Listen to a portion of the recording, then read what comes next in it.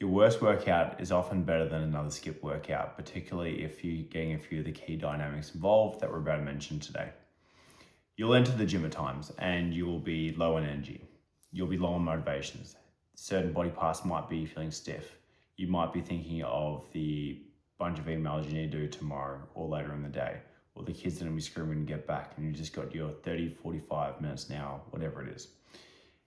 You might get going, things might be feeling a bit, I'm not gonna be at my peak today. It might not be the day I'm gonna improve my bench press from 50 kilos to 52.5 kilos, my hip thrust from 60 to 62. It might not be that day. What do we do instead? First is have a just honest assessment of the situation and don't try and chase something that's not gonna be happening for you. Sometimes we need to put in the weight and bar and try, and you're actually fine.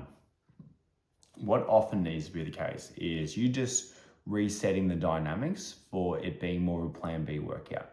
So what that could look like is it could be knowing that if you are feeling more on the mentally side of things, fatigued, and even physically as well, I might be able to still actually maintain performance or even slightly improve it if I reduce my sets. So you start to play I'm gonna give intense sets, but less of them. I'm out of the gym sooner. I couldn't do like very hard sets and lots of them and still maintain performance and not feeling mentally burnt out and kind of thing, which is worth knowing. Other things you can do is understand as part of the, progressing within the gym and within your physique dynamics, we are trying to do a combination of having really good form, really good execution combined with progressively better external variables of strength and numbers and weight in the bar over time. If it feels like a day where, let's say your form is at 90%, and you've been doing 100 kilos in a lift, maybe the game might not be going to 102 kilos in that lift or getting an extra rep on 100 kilos there, but it's actually tightening up the other side of things, the execution, the internal stimulus, getting more out of the set, trying to turn that 90% efficiency into 90, 95. And that actually is often the game for people when they're not feeling at their pep, which is looking at it in a deeper, more overarching context. Have I got to progress within this week? Is that going to be the thing that actually changes my body? Well, truth is no. What actually matters is can you, with good execution, good form over time, over a wide period of space, get towards better form, add better performance, and recovering and improving and adaptating over time, which is a longer mini cycle, improving. And sometimes the card to play isn't just more weight in the bar, more reps. It's actually improving some of those other things. So if you're asking, okay, what kind of workout can I do today that I can psychologically stick to and enjoy and be moving me towards those variables to be better a year from now? Often the card to play is the execution card, where the weights might be the same or even pull back a little bit, but you're playing the efficiency.